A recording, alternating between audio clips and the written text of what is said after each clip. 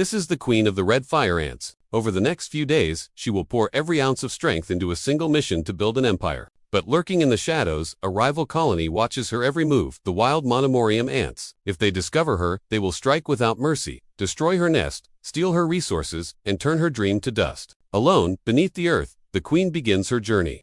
Guided by instinct and a fierce will to survive, she digs tirelessly into the ground, carving out a small chamber, her first fortress. Within it, the first eggs of her kingdom lie hidden in the dark, waiting for life to begin. Above ground, however, danger stirs. On the windowsill, a swarm of Monomorium scouts searches restlessly for new territory predators disguised as wanderers. For the red fire ant queen, this is a threat that could strike at any moment, but she never leaves her shelter.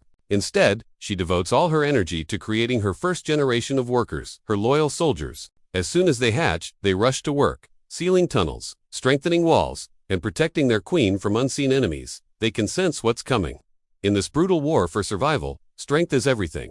To endure, the red fire ants must build an army, and an army must eat. The workers spread across the land in search of food. Every crumb, every droplet they find, is carried back and turned into soft white fungal bundles, precious nourishment for the growing larvae. Days turn into months. 140 days later, the colony bursts with life, a thriving, bustling city beneath the soil. But new warriors are weak and hungry.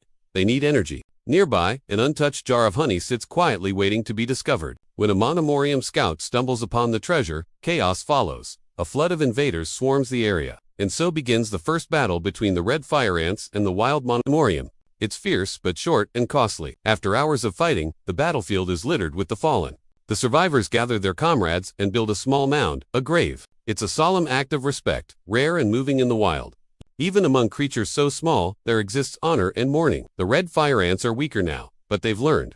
Next time, they approach the honey carefully united, silent, and wise. They savor every drop, then hide what remains beneath layers of soil and debris, concealing their treasure from enemy eyes. Their intelligence is astonishing, a glimpse of evolution's quiet genius. By day 600, the red fire ant empire has grown into a fortress strong, organized, unstoppable. But the real test is coming. A sudden invasion of 100 tiny forest flies swarms the territory, fast and relentless.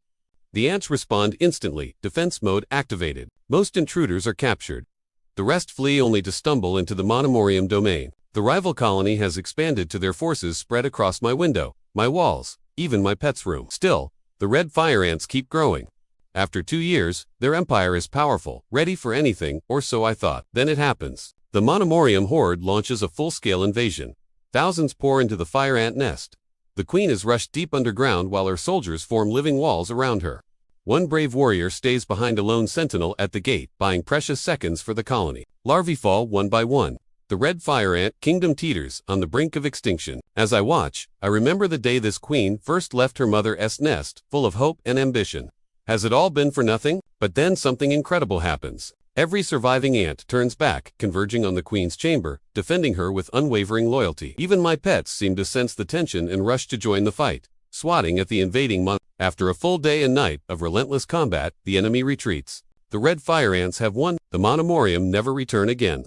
Later, I discovered why my husband had quietly swept away the last of them. Tiny as they are, these creatures hold immense courage. Their 1,000-day journey tells a story of sacrifice, unity, and brilliance. They have no language, no weapons, no leaders shouting commands, yet they protect their kind, bury their dead, and fight for their future. Sometimes, the smallest beings in nature teach us the greatest lessons about love, duty, and resilience. If this story touched you, don't forget to like, subscribe, and ring the bell for more incredible journeys in the wondrous world of nature.